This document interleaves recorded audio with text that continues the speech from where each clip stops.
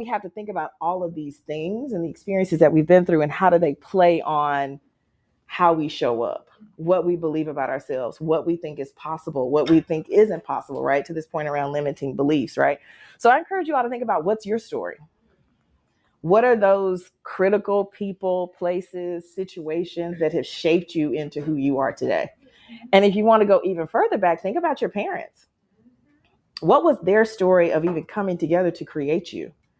Right? So what is really driving you? What is motivating you to do the things that you're doing, to make the decisions that you're making? And think about, how do you consciously want to move forward? You don't have to continue doing what you've always done. You can make a choice. And I think it's really important for us to realize we don't have to do what our parents have done. We don't have to make those same choices. We can make a different choice.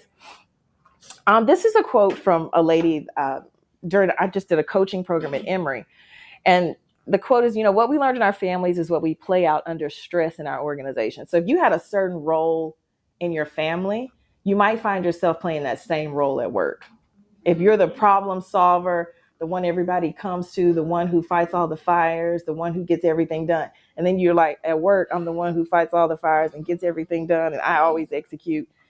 You know what I mean? So trying to understand what was your role in your family and how does that play out in how you show up at work?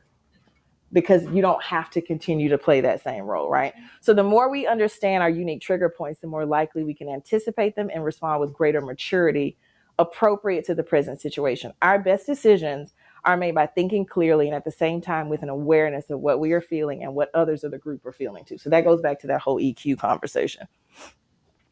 And this idea around story, I think sometimes, we have the ugly parts of our story that we want to try to hide and run from. And I really want to encourage you all to embrace that. That's really what is your competitive advantage. You